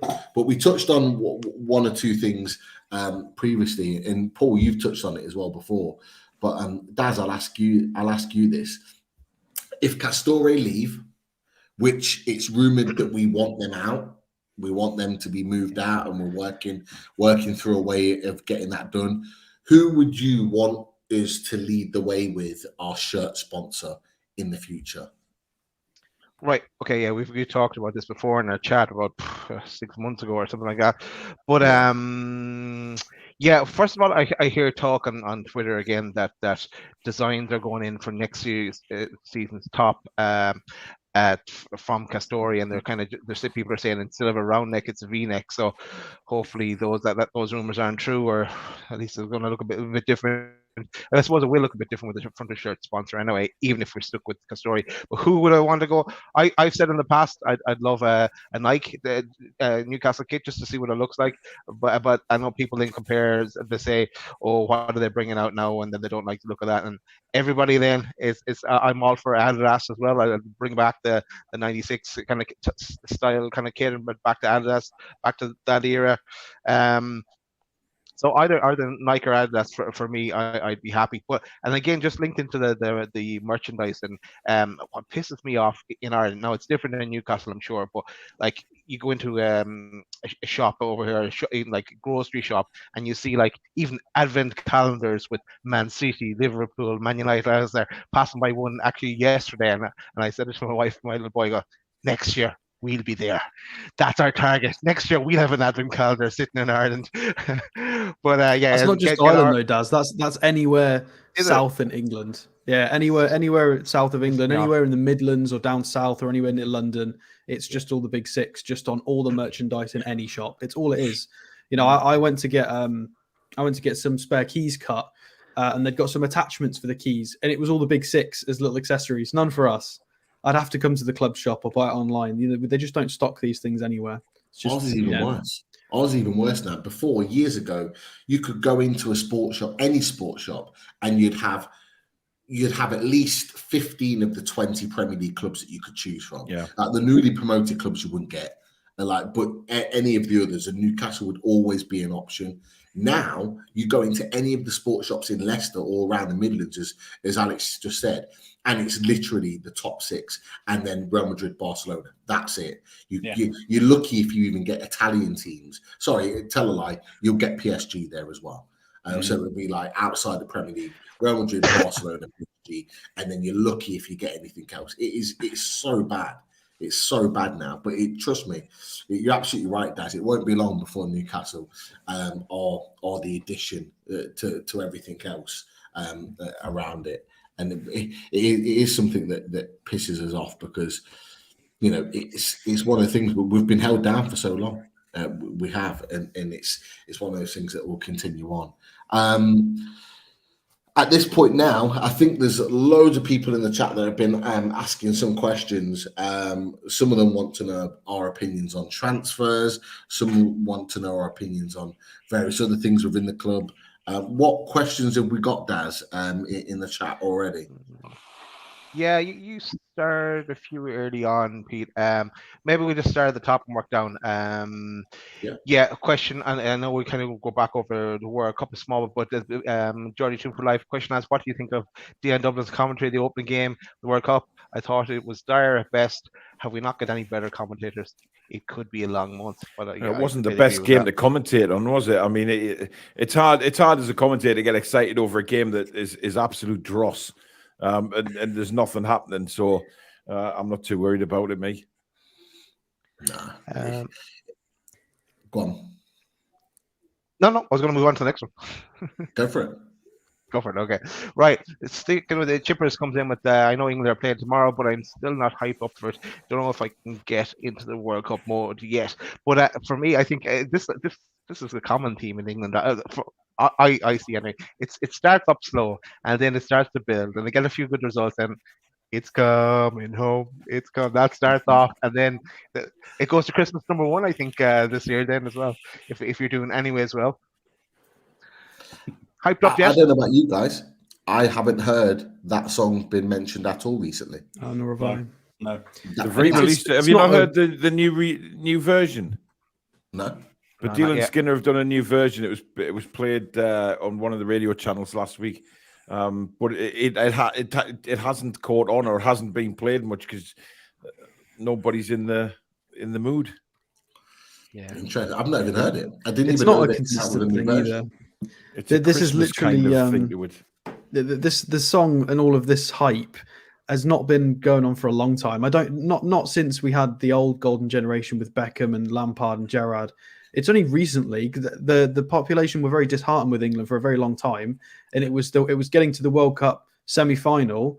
That was the first time in 2018 when the nation started to kind of believe again, and everybody jumped on the bandwagon sort of during the knockout stages. So it's only been since 2018, in my opinion, where that kind of really applies, because the previous decade was quite embarrassing, to be fair. South Africa was embarrassing for us. Going out of the Euros to Iceland was embarrassing. It's been pretty crap for, the decade prior to 2018. So it's only recently come back. There's nothing wrong with a bit of hype. Yeah, like it gets people excited for the tournament. Yeah, and it's no harm. People have some comments on the Statos face off, stat off. James Bond meets Jon Snow. That was a good one. Filthy Sandlands from. You know what we should have called it? We should have called it Fact Hunt, shouldn't we? Fact Hunt. Yeah, well, yeah. That works, don't it? Tangle twister there, Billy. Oh, fucking hell, Billy. What's wrong with that? What's wrong with Fact Hunt? That's 4 times I've said Fact Hunt. 5 times now. Yes, and then listening back on Spotify or Apple Music, you just heard what Billy said. Great name. I am not repeating that because I will get it wrong. You've said it so many times before. I've got some funny breaking news as well about that first game. Apparently, they accidentally transferred the money to Antonio Valencia instead of Enner Valencia. God. I would not be surprised about that at all. At all. Jesus Christ. Next up, question for Paul. Oh, Who was your marquee signing for January, Paul? James Maddison. James Maddison. There we go. 100%. I think he will make a massive difference and just take us to that next level. So without a doubt, James Maddison. Boys, do you look? Paul said James Maddison. You know how I feel about James Maddison. I'm going to put it out to the rest of you. Do you genuinely think we've got a chance of signing James Maddison in January? I pray that we do. The money's there. That's not a question. Do you think we can get James Maddison in January? And what, as an additional question, what could he potentially bring if we do bring him in? How much of a difference can he make to Newcastle? Who wants this? Well, I know for certain he wants to come to Newcastle. I know for certain he does. He wants to move, being from the same hometown as him. I work with people that know his dad. He went to Caledon Castle School, which is the other side of Coventry to me. Yeah, it's Cov. Yeah, forgot about that. There's people that went to the same school as him that know his parents, drink with his dad. By all accounts, and I knew this already, that he's been wanting to come to Newcastle since Callum Wilson signed because they're really close. Yeah, he wants to come as long as Leicester play ball, and I don't think they've got much room to maneuver with him being out of contract soon. I think he's definitely going to come, and I think he can cover more than one position. He can play on the right if Miggy's injured. He can play where Willock's playing. He can cover any of their midfield positions, and he'll provide us with creativity, brightness, free kicks, class. He's got everything, and a bit of shithousery to boot as well. So nothing wrong with any of those things, in my opinion, for us. Billy, I forgot about that. I forgot they're both Cov boys. I forgot that. I knew that Callum Wilson was a Cov boy, but I forgot that Maddison's a Cov boy. Pete, you look at the photos coming from the England camp and everything. Who is Callum Wilson with? A lot of these photos. I was told you the it's the tickling. It is the tickling. It's definitely the tickling. Coventry They G. come off the plane together, didn't they? And Yeah. they seem like they're spending a little bit of time together. And not just him, I think Trippier as well has been shot a few times. So yeah, look, He's got to come. He's definitely got to come. That would make my my window. He fits every position we need right now. I mean, ideally we want to upgrade Longstaff as a right 8. That's Maddison. Or ideally we want somebody as a right wing. Fair enough. Miggy's absolutely on fire, but you need some support for that. So he could play the 2 positions that we wanted rotation for, and he could be either ahead of or behind Longstaff and Miggy, depending on who's in form and who wants to play. And then it opens up the possibility of him playing as a 10. We could change formation. We could play 4-2-3-1. It allows us far more tactical flexibility because we're not relying on as much on certain players. There's so much emphasis on Trippier at the moment. It would be nice to have somebody who can do some ball progression or some fancy things further up the pitch. And he can hit a dead ball. We've got another set piece specialist there as well, added to the team. It fits. We've officially bid for him twice in the past, so it's not like it's like a fake rumor. It's 100% confirmed we're kind of interested in him. And he's likely to be cheaper than he was in January. When did we bid for him? I don't even know where are we? In the summer. He's likely to be cheaper than he was in the summer because time exists. So it fits like a glove, really, for both parties. And as Billy said, he's going to get stuck at Leicester, isn't he? Leicester are unlikely to be able to progress in the next 3 to 5 years because of their financial situation, whereas we are most definitely going to be kicking on in the next 3 to 5 years.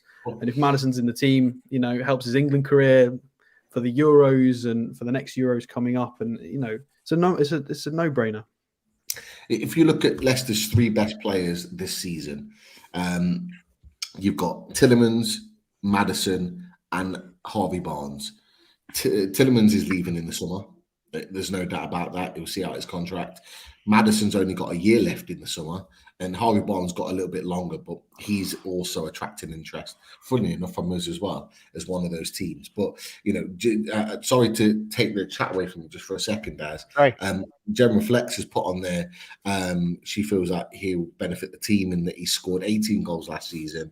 And that's a decent contribution in any team, not to mention the revenue from shirt sales. That's more than a decent contribution, Jem, I have to say. 18 goals last season, 18 goals from a midfielder. We just talked about, and Keith brought the stat up, that nobody has actually scored 15 goals in a season for Newcastle.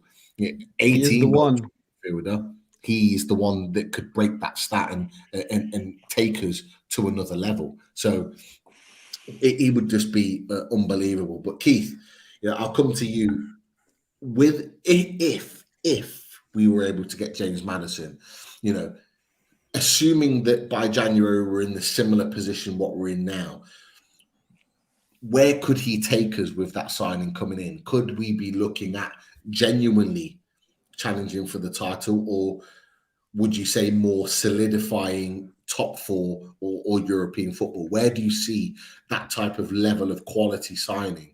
And what do you think it would enable us to do? I think if James Maddison came in January, it's a pivotal time of the season given the strong start Newcastle have had. And he could definitely, at minimum, solidify Newcastle in those top 4 places in the champ. Imagine signing Maddison and Newcastle secure that top 4 place to go into the Champions League, and some of the options that have been discussed earlier in the chat as well, in terms of the midfield as well, preparing the club as well for the first time in Europe in 11 seasons. That'll be when next season as well, getting into Europe as well. Newcastle have got a strong first team. They need the options for a strong second team. They need, to strengthen that squad. And Maddison's definitely one of those players for me, given by what's already been discussed in terms of his stats and his numbers. He's proven it with Leicester already. He's been a proven player in Europe as well. It's a win-win for Newcastle, should he come. Yeah, definitely. That's an interesting one. Daz, I'll come to you with this next point. Do we need James Maddison? The Yano in the chat, as soon as we mentioned Maddison, was like, no, because he doesn't want Maddison at the club. He just doesn't want him at the club. And he's always been like that, even from when we were talking about him in the summer. Yano's always had that mindset. But a lot of people have talked about the form of Miggy. I think it was might have been Russ or someone else mentioned that Miggy could potentially get 15 goals himself this season. Do we need James Maddison? Do we need? We need someone. If not James Maddison, then who? And we talked about this before. That James Maddison is used to the Premier League. He's doing well in the Premier League in the past and currently, so he's slot in there. Am I back?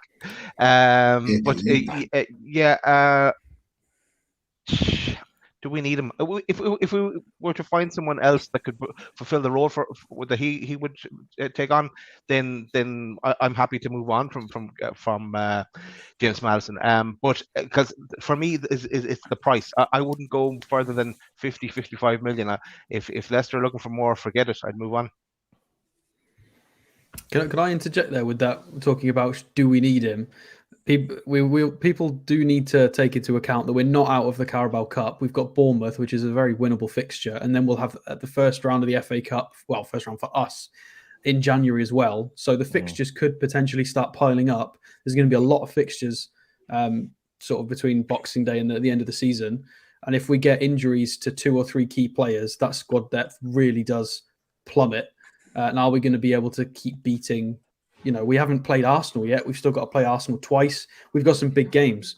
And if we have 2 or 3 people drop, the depth really, really drops. I know some of the fringe players are putting in an absolute shift at the moment. That's players like Longstaff and Murphy who are doing exceptionally well. But we do want to shore it up, don't we? So especially having still potentially being in 2 cup competitions, if we can get past Bournemouth, is something that needs to be looked at really.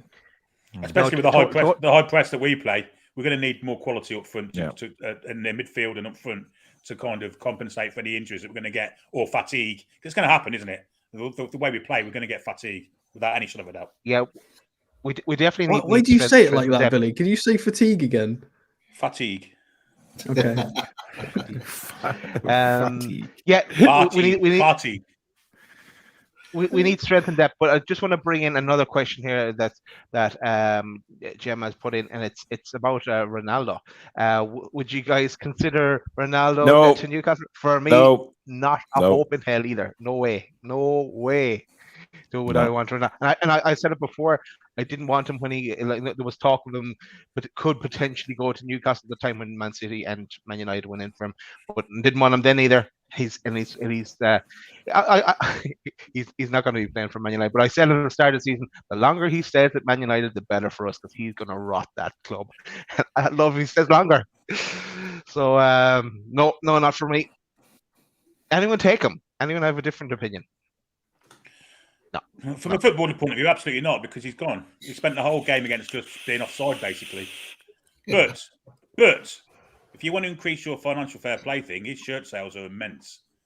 So maybe as a financial thing, but I don't think he'd come for that reason anyway. So Eddie won't have him. There's no way Eddie will have him because he knows what type of person he is in the dressing room. He will not have somebody like Ronaldo messing up the camaraderie we've got in that dressing room right now. There's just no way. Eddie wants people who are going to work for him and give 110%. Like Billy said, Ronaldo can't do that anymore. It's as simple as that. He just won't. He won't run around the pitch like the rest of our players chasing down lost causes. He's on like 9 pressures per 90. It's one of the lowest for forwards in the league. But there is an alternate timeline where Unai Emery is our manager, and he would probably take Ronaldo on a free transfer. I'm sure that universe exists somewhere. For me personally, Ronaldo needs to be at a team that revolves around him, and that's not a disrespect to him. Portugal. There are many other players across football that have built their career of having a team revolved around him. Robert Lewandowski is another one. at Dortmund, Bayern Munich, and now Barcelona. He is a top-level striker, but he has to have a team that is built to purely serve him. And he's not the only one. You know, Ronaldo is exactly the same. But as you've all quite rightly said, Newcastle United are building a team, not an individual. So therefore, we don't need to provide an individual. We are looking to build lots and lots of players to become elite players off the back of our performances. So, you know, he won't come to Newcastle for two reasons, anyhow. And of course, we don't need that type of player. We don't. If we wanted that type of player, we'd have signed him in January. We'd have signed him in the summer. We were linked with enough of them on Fully Loaded Transfer Show and on the Toon Review Transfer Show. We would have talked about all the other players that could have come to Newcastle and didn't. That most people would have gone, oh yeah, they took him, but actually they weren't the right players for the club, and so Ronaldo won't even come into our thinking. But equally, he'll want to go and play in Europe in the Champions League. And to be fair, I think he'll get his Champions League club. Someone in the chat, I think it was I Like Coffee, mentioned Chelsea. I think Chelsea is the only viable option in England that would actually take him right now. But I personally think he'll play in Europe. I don't necessarily agree with Rachel. I don't think Ronaldo should retire. I think even at 38, he's still got a lot to offer. He needs a team that's built around him.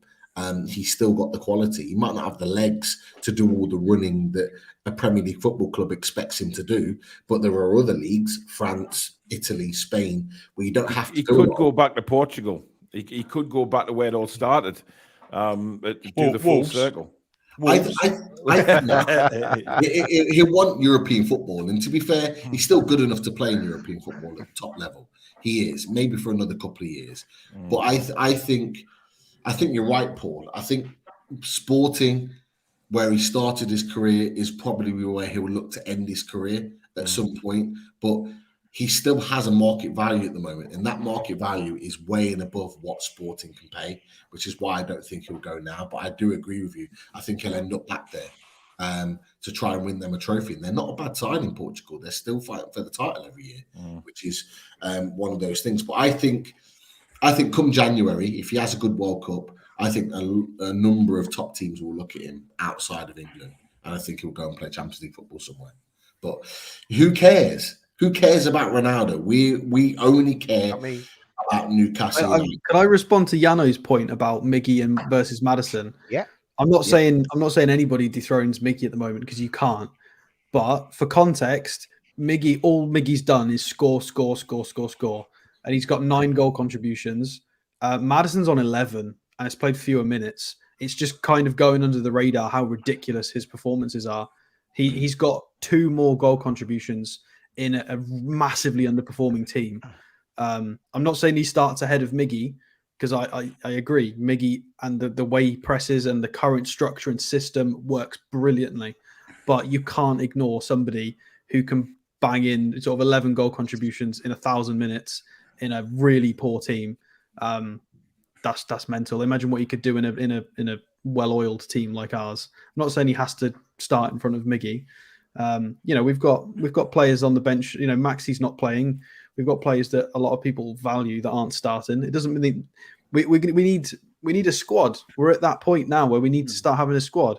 We need really good players that are the 12th, 13th, 14th, 15th man. It's going to be beyond the starting 11. We need to start hoarding some talent like Chelsea, who've got 8 or 9 world-class players sat sort of on the bench and not even in the match day squad. We're going to need that if we're challenging on all fronts. Look, I'll just add into that. Alan Thompson put just after Yano's message, he put, we do need Maddison. You always need more quality in the squad. Although the squad is performing really well, it's kind of very weak on paper. And I agree with him. On paper, you look at the likes of Murphy, you look at the likes of Wood, you even look at the likes of Longstaff, although he's playing really well, and we've properly bigged him up recently because he deserves it. But on paper, there's a lot of players that you probably wouldn't have in this squad. And if we're going to move forward and play European football regularly and build as a team, you need quality players to come and join the club. for all that Miggy's done, and this is not any disrespect on Miggy, this is what happens to all players, is that players will have a run of form where you go, wow, they are unreal at the moment and they're playing great. But that form, although it's very, very high, can quite quickly drop. And this is the worry about the World Cup. Is that going to stop the flow of Miggy Almiron? Are we then going to see the Miggy Almiron before? I hope not, and I don't think we will. But what you need is a quality player coming in to push Miggy to continue to play those performances, because it's quite easy for players to go, you know what? I've done my bit now. I've scored the goals that I would probably have done in a season. I'm going to play every week. I'm just going to sit back and just enjoy this. But what you want is a player coming in saying, I want your spot. So you have to keep playing at that level. And that, I think, is what's going to get us through the second half of the season. Those players continuing to be pushed. So I agree with what Alan said. And people might not agree that Maddison's the right option, but I think there should be an option coming in on that side of the pitch to push Miggy and continue for him to keep playing well. I don't know whether you guys agree or not. Well, Maddison covers more than one option, doesn't he? He's not only plays, he can play on the right, he can play centrally as well. And because he covers more than one option at a high quality of standard also, it's a no-brainer for me. It really is. He's young. He's got loads of time in front of him. He's probably not at his full potential yet. And he's already brilliant now. So, yeah, to me, it's a no-brainer. Absolute no-brainer. Definitely. I think there's a few other questions that we can whiz through, Daz, in the chat. Yeah. Just a point that's just come up there about the story with Tony and the betting scandal, and someone else had put in another comment about Wood going to Brentford in January. Anyone like to see that happen? If we were bringing in another striker, Ivan Toney's had £3 on it apparently. I don't think Tony will be playing football for quite some time. Genuinely, like, I put a tweet out the other day, and there was a lot of reaction to it, good, bad, indifferent, whatever. But I put it out there and I think I might have misinterpreted it, because I think initially Barton put on 35 bets, but over a period of time put I think there was about close to 1,000 bets on, like, and he got like sort of an 18-month ban. How long do you think Tony would get for, 232 bets that he put on over a period of 2007, which interestingly was why he was whilst he was at Newcastle United, up until just recently. How long do you think his ban? Because look, surely he's going to get some sort of ban. How long do you think it's going to last for? And what odds would you get on it? I think they'll give him a season. Yeah, I think so too. I think it's interesting. The last game that he bet on was one he got sent off in, which is very odd, in my opinion.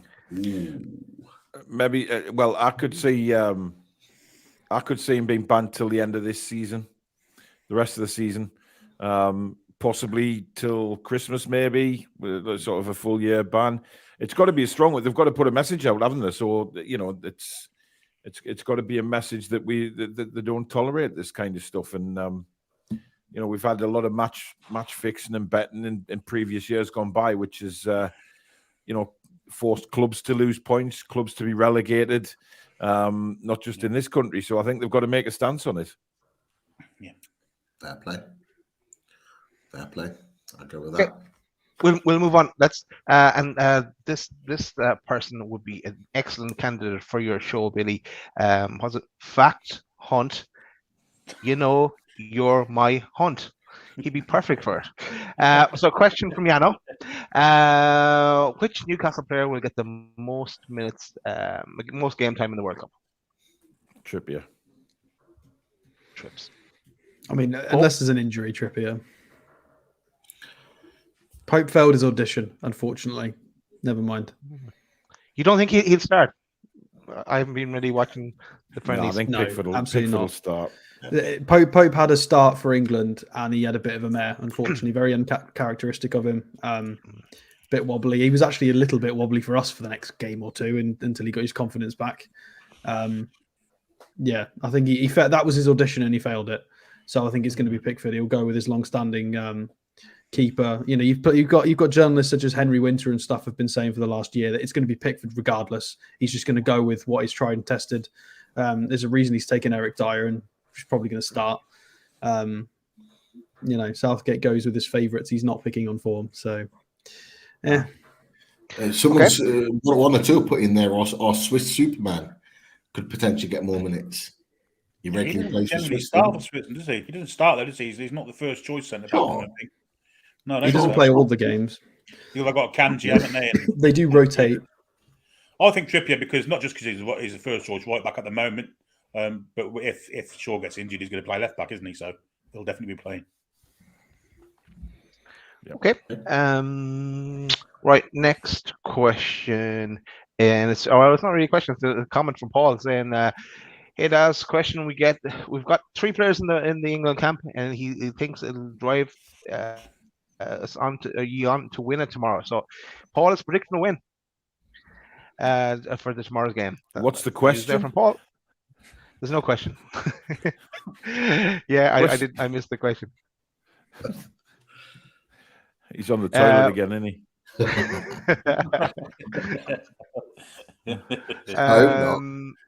Right, question, comment from Lisa. How bothered would you be if England don't get out of the group stage? Bonus for our lads, they would rejoin Eddie Howe.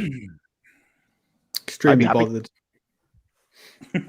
I'd be bothered. I want us to do well. I'm an England fan. I think I want us to do well. It's just the confidence isn't there. But the confidence isn't there in the manager, not the team.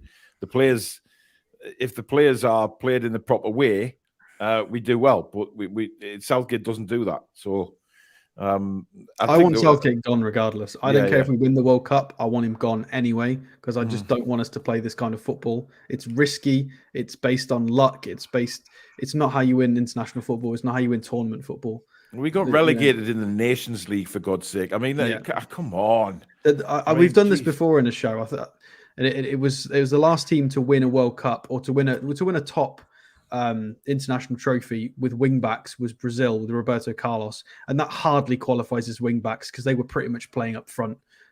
It's nonsense. Yeah. So you don't win international tournaments with a defensive structure. You can get far, you can scrape through, you can get through sort of round of 16 quarters. You can do okay. You don't win the trophies because ultimately you can't keep rolling the dice that many times. You've just got to be good. Yeah. I mean, obviously, I've become more ambivalent to England since the 70s and 80s and 90s. I'd have been gutted had we qualified in some of them. Obviously, we didn't in 78 or 94. But generally, we're getting through the first round, no danger. It's only been the past 10 years or so where we've been absolutely diving in these tournaments. And I've become pretty ambivalent to it. Probably since Wayne Rooney broke his foot in the Euro 2004 championships, because since then, it's been pretty shy as being an England fan. Even though we've reached semi-finals of the last tournament and the final of the Euros, we did it more by luck of draw than anything else. It weren't down to great football or anything like that, was it? Yeah, I agree.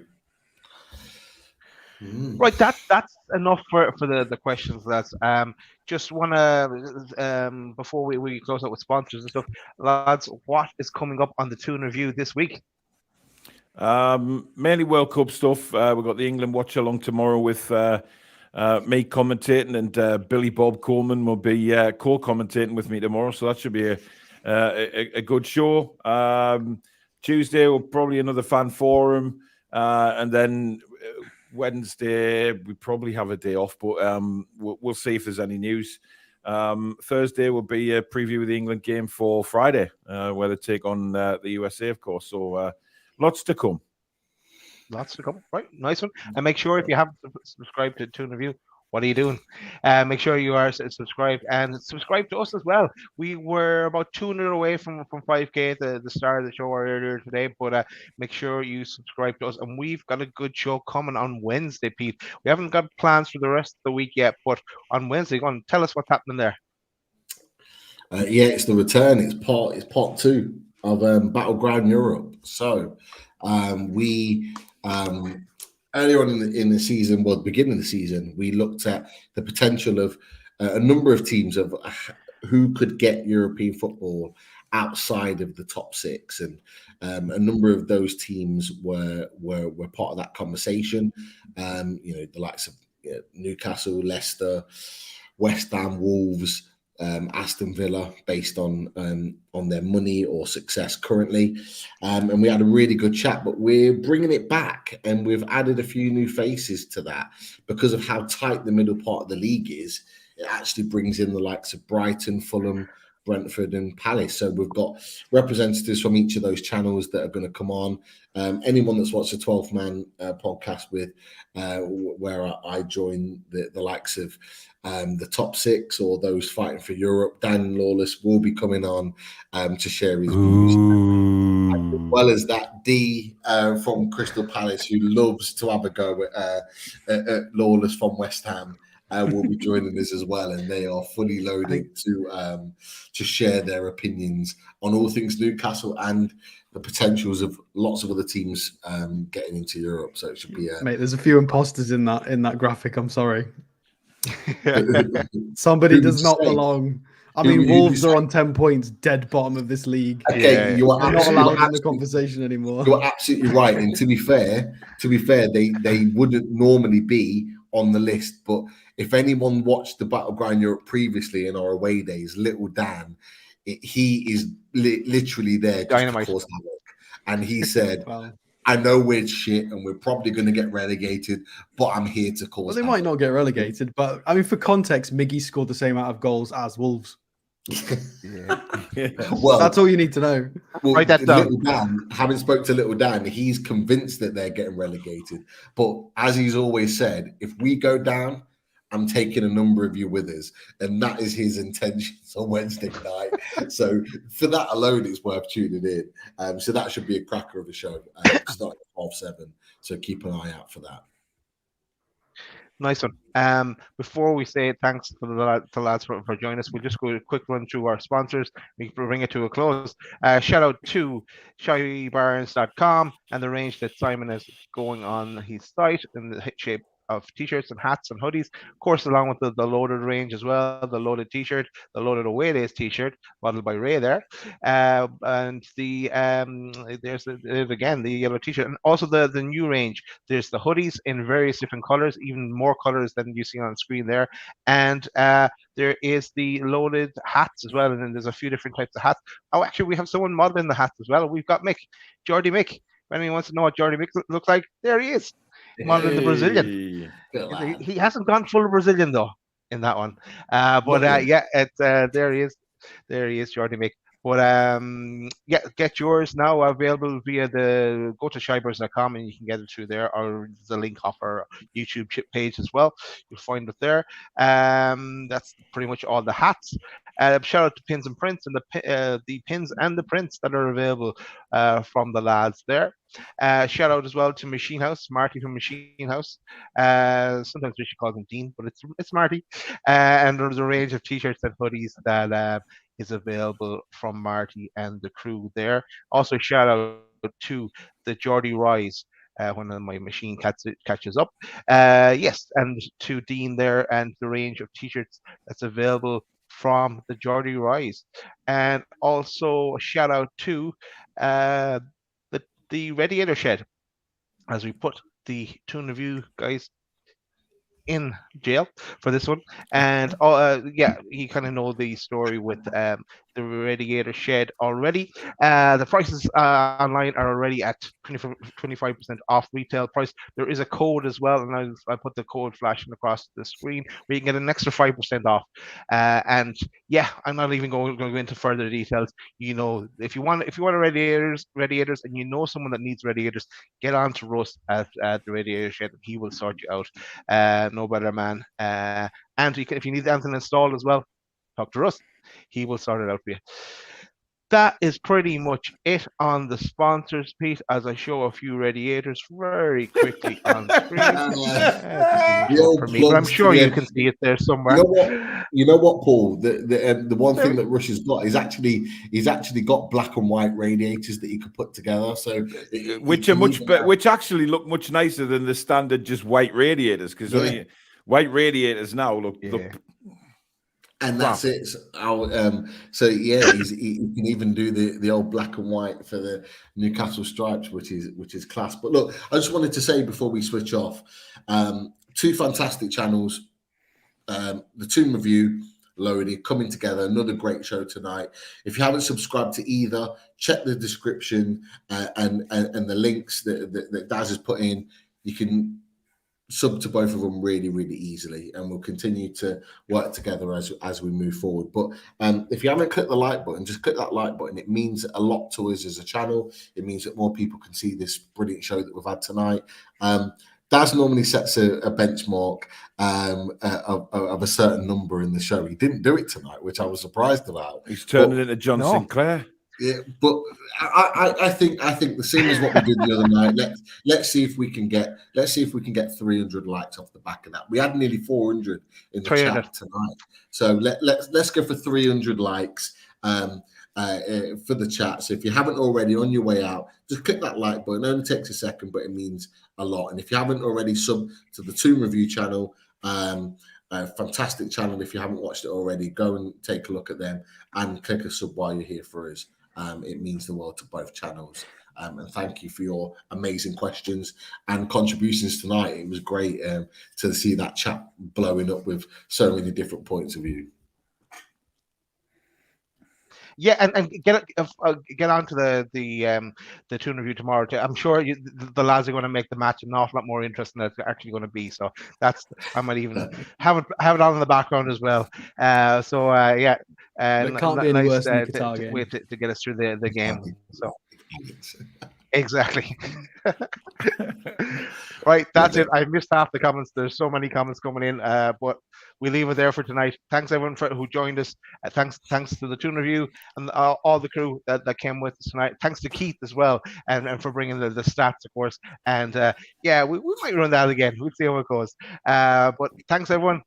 Good night. Have a good one. Take care, guys. Ow.